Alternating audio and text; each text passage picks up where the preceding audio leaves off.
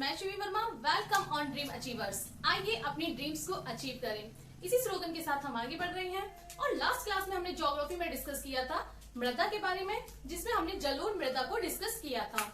आज का हमारा टॉपिक है काली मृदा। अगर आपने मेरा चैनल सब्सक्राइब नहीं किया है, चैनल को सब्सक्राइब करें, वीडियो को लाइक करें एंड शेयर करें। Let's start. हम देख रहे हैं काली मृदा। इससे पहले मृदा के ऊपर 2 वीडियो बन चुके हैं, जिसमें मैंने बताया था जलोढ़ मृदा और मृदा का बेसिक। अगर आप ये वीडियो देख रहे हैं तो सबसे पहले वीडियो को जरूर देख लीजिएगा, उसमें मृदा के बारे में पूरा बेसिक बताया गया है। तो आइए हम देखते हैं काली मृदा। काली मृदा का निर्माण ज्वालामुखी के लावा, किससे? ज्वालामुखी के लावा से जो चट्टानें बनती हैं उसके अपक्षय से काली मृदा का निर्माण हुआ है। तो देखिए कैसे काली मृदा का निर्माण ज्वालामुखी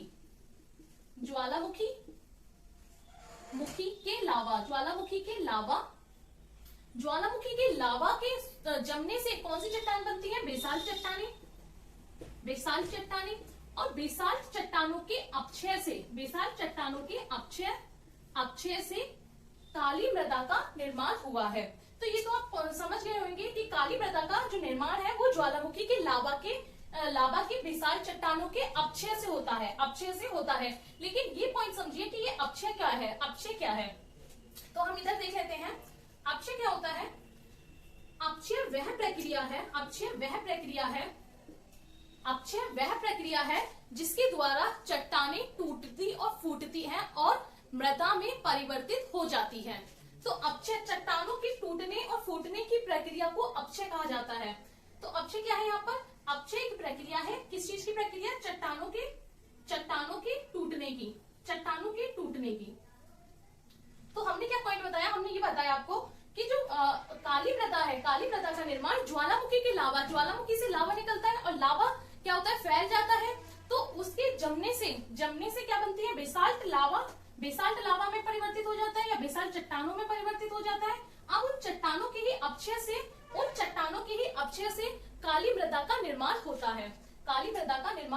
है। लेकिन हम ये बता रहे हैं कि अपक्षय क्या है। तो अपक्षय एक ऐसी प्रक्रिया है जिसके द्वारा अपक्षय के द्वारा चट्टानें टूटती फूटती हैं और किसमें परिवर्तित हो जाती हैं? टूट कर। आप सभी जानते हैं, जैसे ये एक चट्टान है, मैं मान लेती हूँ यहाँ पर क्या है?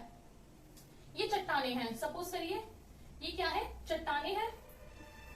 अब जैसे ही इस चट्टान पर दाब पड़ेगा, दाब और ताप के कारण क्या पड़ेगा? दाब पड़ेगा, ताप पड़ेगा। अब ताप कहाँ से पड़ेगा? सूर्य जब निकलेगा तो सूर्य का ताप इन चट्टानों पे पड़ेगा और दबाव भी बनेगा। तो इनमें क्या आ जाएगी? दरारें आ जाएंगी। दरारें इन चट्टानों में आ जाएंगी, जिससे क्या होगा? यहाँ पर अपक्षय की क्रिया होगी। क्या होगा इन चट्टानों में? जब दरारें आएंगी तो इन चट्टानों में अपक्षय की प्रक्रिया होगी और चट्टानें टूटने लगेंगी। और जब वो महीन कणों में टूट कर छोटे छोटे कणों में परिवर्तित हो जाती हैं, उसी से काली मृदा का निर्माण होता है। तो ये तो आप समझ गए होंगे कि काली मृदा किससे बनी हुई है। क्वेश्चन यही पूछा जाता है एग्जाम में कि काली मृदा का निर्माण किससे है, किस चीज से बनी हुई होती है। तो ज्वालामुखी के लावा से बनी हुई होती है काली मृदा। अब हम देखेंगे नेक्स्ट पॉइंट कि काली मृदा का विस्तार कहाँ पर है।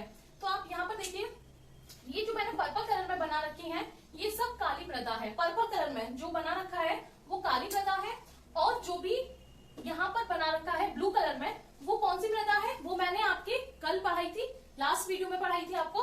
वो कौन सी मृदा है? वो है जलोढ़ मृदा। आप देखिएगा, जब हम लास्ट वाली मृदा पढ़ेंगे, सबसे लास्ट की मृदा पढ़ेंगे, तब तक ये मैप पूरा फिल हो चुका होगा मृदा से।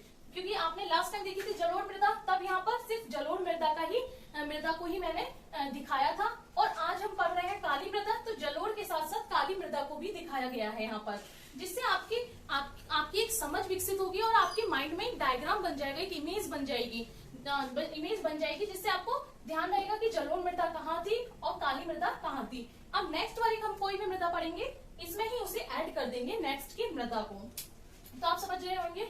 तो हम देखते हैं, ये जो हमारी काली मृदा है, इसका विस्तार कहाँ पर है? इसका विस्तार आप जानते हैं, ये कौन सा क्षेत्र है? ये दक्षिणी पठार है। तो दक्षिणी पठार है, दक्षिण ट्रैप में काली मृदा का विस्तार पाया जाता है, दक्षिणी ट्रैप में। उसके बाद यहाँ पर देखिए गुजरात, तो गुजरात में भी काली मृदा पाई जाती है, गुजरात के पश्चिमी क्षेत्र में। यहाँ पर क्या है, ये है गुजरात। गुजरात, तो गुजरात के पश्चिमी क्षेत्र में काली मृदा पाई जाती है। यहाँ पर क्या मिलेगा आपको, महाराष्ट्र, महाराष्ट्र में काली मृदा पाई जाती है। यहाँ पर मिलेगा एमपी, यहाँ पे देखिए यहाँ पे क्या है, मध्य प्रदेश, तो यहाँ पर भी काली मृदा पाई जाती है। नीचे आएंगे आप, यहाँ पर क्या है, तमिलनाडु, इधर क्या है, ये तमिलनाडु, शॉर्ट में लिख दिया है तमिलनाडु। तमिलनाडु में भी काली मृदा पाई जाती है। तो एक बार आप इस मैप में देख लीजिए, आपको बिल्कुल भी कंफ्यूजन नहीं होगा। गुजरात के पश्चिमी क्षेत्र में, यहाँ पर आपको गुजरात दिख रहा है, और गुजरात में कौन सी जलोढ़ मृदा भी पाई जाती है। ये देखिए, ये सब क्या है, जलोढ़ मृदा है, ये जलोढ़ मिट्टी है। ये गुजरात का एरिया है, गुजरात के एरिया में जलोढ़ मिट्टी और काली मिट्टी दोनों ही पाई जाती है, लेकिन अधिकांश क्षेत्र में जलोढ़ मिट्टी पाई जाती है गुजरात में। लेकिन गुजरात का जो पश्चिमी क्षेत्र है उसमें कम मात्रा में, मतलब कम क्षेत्र पर काली मिट्टी का विस्तार है। और हम देखेंगे कहां पर, यहाँ पर महाराष्ट्र है, तो महाराष्ट्र में एमपी में, उसके बाद यहाँ पर तमिलनाडु में, ओडिशा में, इन सभी क्षेत्रों में काली मृदा का विस्तार है, काली मृदा का विस्तार है। आप सबने नोट कर लिया होगा। राजस्थान में बहुत कम पाई जाती है। यहाँ देखिए राजस्थान में, क्योंकि राजस्थान एक शुष्क क्षेत्र है, तो राजस्थान में बहुत कम आ रहा है यहाँ पर काली मृदा, तो राजस्थान में काली मृदा काफी कम मात्रा में पाई जाती है। अब हम देखेंगे कि इसमें कौन कौन से रासायनिक तत्व पाए जाते हैं काली मृदा में। तो नोट करिए, काली मृदा में चूना, लोहा, काली मृदा में चूना, लोहा, कार्बोनेट और एल्युमिनियम।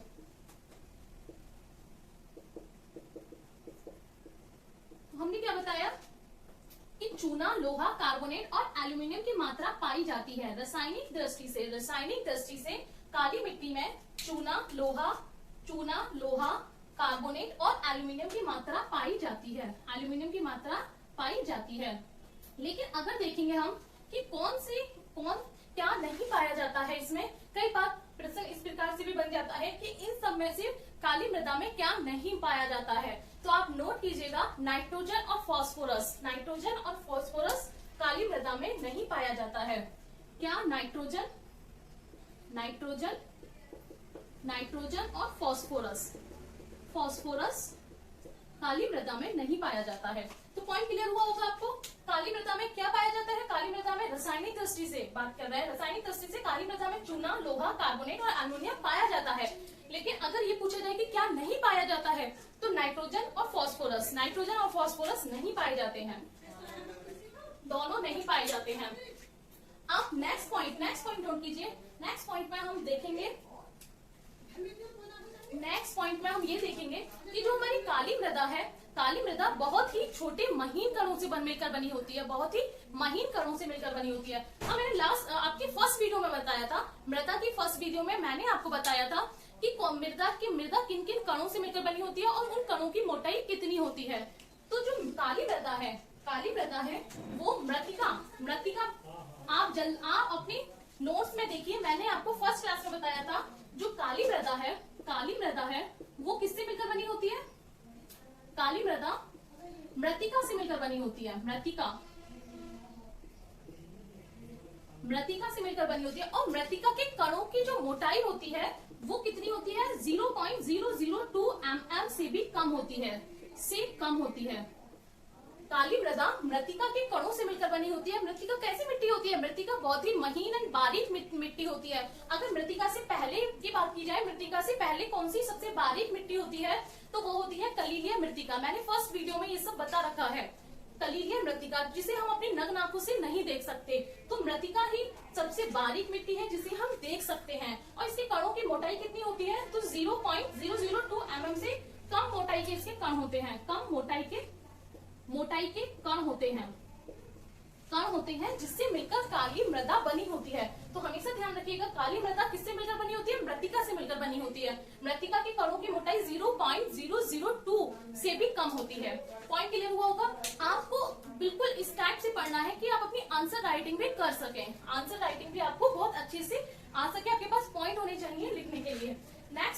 कीजिए काली मृदा का, नेक्स्ट पॉइंट नोट कीजिए, काली मृदा का रंग काला किस लिए होता है? काली मृदा का जो रंग होता है वो काला किसके कारण होता है? देखिए अगर आप स्टेट पीसीएस का एग्जाम दे रहे हैं तो रंग से बहुत ज्यादा क्वेश्चन बनते हैं। काली मृदा का रंग काला क्यों होता है, किस कारण होता है? पपीते का रंग पीला किस कारण होता है? टमाटर का रंग लाल किस कारण होता है? मिर्च का रंग हरा किस कारण होता है? ये सब बिल्कुल पूछे जाते हैं, एक क्वेश्चन जरूर आता है रंगों से। तो आप इन्हें एक अलग से इन्हें याद कर लीजिएगा, एक अलग से चार्ट बनाकर।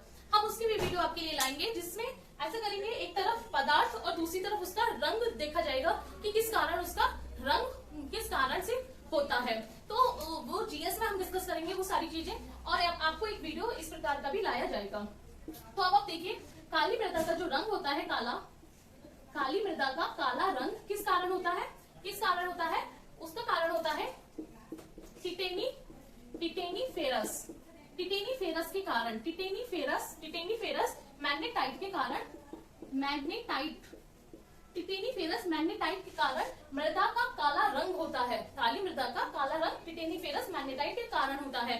मोस्ट इंपॉर्टेंट क्वेश्चन है, इंपॉर्टेंट लिख लीजिएगा, जरूर पूछा जाता है एग्जाम में। ये जितने भी रंग वाले क्वेश्चन होते हैं ये एक बार आप बिल्कुल इन्हें पढ़ डालिए, रट डालिए इन्हें एकदम।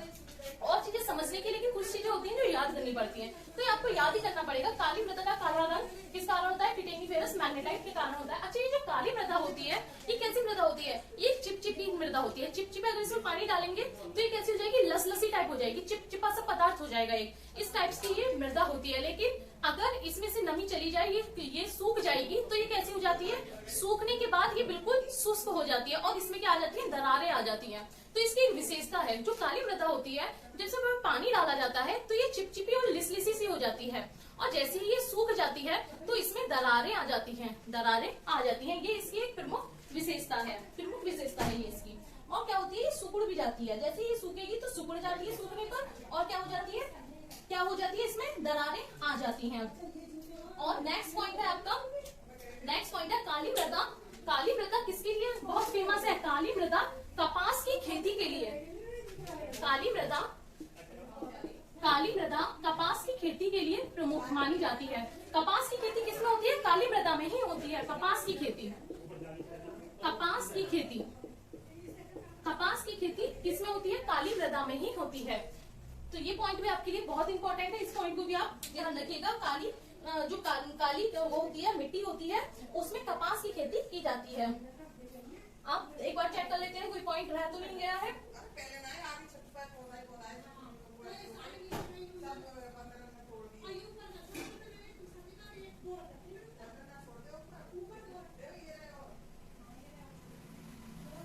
एक पॉइंट और देखिए, जो काली मृदा होती है, काली मृदा इसमें नमी काफी लंबे समय तक रहती है। नमी क्या होता है? मतलब अगर आपने किसी मृदा में पानी लगाया तो वो कितने समय तक उस फसल में पानी नहीं सोखता है, पानी नहीं सोख पाता है। तो काली मृदा में जो नमी होती है वो अधिक समय तक होती है। इसीलिए जहां पर भी वर्षा नहीं होती है, जैसे कि आपको पता होगा दक्षिण वाले क्षेत्रों में वर्षा कम होती है, लेकिन फिर भी फसलें यहाँ पर अच्छी होती हैं। किस कारण होती है? क्योंकि यहाँ पर क्या पाई जाती है? काली मृदा पाई जाती है। और काली मृदा क्या करती है? नमी को बहुत ज्यादा दिनों तक अपने पास रखती है, नमी को ज्यादा जल्दी से सोखने नहीं देती है। तो उसके कारण क्या होता है? फसलों को नमी मिलती रहती है। समझ आ रहा होगा पॉइंट? जो दक्षिण में मृदा है, काली मृदा है, और यहाँ पर फसलें भी अच्छी मात्रा में होती हैं। लेकिन उसका कारण क्या है? उसका यही कारण है कि काली मृदा नमी को अपने पास बनाए रखती है, जिससे फसलों में जब बारिश नहीं होती, जब पानी नहीं मिल पाता है, तो अधिक समय तक ये फसलों को नमी प्रदान करती रहती है। यही कारण है काली मृदा में फसलों को उगाने का। तो समझ गए होंगे, सारे पॉइंट डिस्कस कर चुकी हूँ मैं। सबसे पहले मैंने डिस्कस किया था काली मृदा किससे बनी हुई है? ज्वालामुखी की लावा से। दूसरा पॉइंट डिस्कस किया था काली मृदा का विस्तार कहाँ पर है, तो हम देख चुके हैं। ये कौन सी है? ये सारी जलोढ़ मृदा है, मैं पहले बता चुकी हूँ इसे। ये देखिए यहाँ पर क्या आ गया? ब्रह्मपुत्र की घाटी में जलोढ़ मृदा है। पूर्वी तटीय क्षेत्रों में जलोढ़ मृदा है। गुजरात के क्षेत्रों में जलोढ़ मृदा है। यहाँ पर नर्मदा की घाटी है, नर्मदा की घाटी में जलोढ़ मृदा है। और हम बात कर रहे हैं किसकी? काली मृदा की। तो आप सब सारे क्षेत्र में आपको बता चुकी हूँ कहाँ पर काली मृदा का विस्तार है। नेक्स्ट पॉइंट हमने देखा था कि इसमें कौन कौन से तत्व मिलते मिलते हैं, जैसे कि लोहा मिलता है, चूना मिलता है, और कौन कौन से नहीं मिलते हैं, तो नाइट्रोजन और फास्फोरस नहीं मिलते हैं, ये भी बात हो चुकी है। और हमने एक और बात की थी, काली मिट्टी का रंग काला किसके कारण है, टिटेनीफेरस के कारण, टिटेनीफेरस मैग्नेटाइट के कारण है। और लास्ट हमने बात की थी कि जो काली मृदा है किसकी खेती के लिए सबसे प्रमुख है, कपास की खेती के लिए सबसे प्रमुख है, और काली मृदा में नमी बनी रहती है। ये सारे पॉइंट्स हम डिस्कस कर चुके हैं। तो आई होप सो आपके जलोढ़ मृदा और काली मृदा से संबंधित सारे पॉइंट क्लियर हो गए होंगे। ठीक है, नेक्स्ट वीडियो में हम नेक्स्ट मृदा पढ़ेंगे, आई थिंक लैटेराइट या फिर लाल एंड पीली मृदा, इनमें से कोई एक मृदा हम पढ़ेंगे। तो नेक्स्ट वीडियो के लिए आप रेडी रहिएगा, एंड वीडियो अच्छा लगा हो तो लाइक एंड शेयर जरूर कीजिएगा, चैनल को सब्सक्राइब जरूर कीजिएगा। Thank you for watching this video.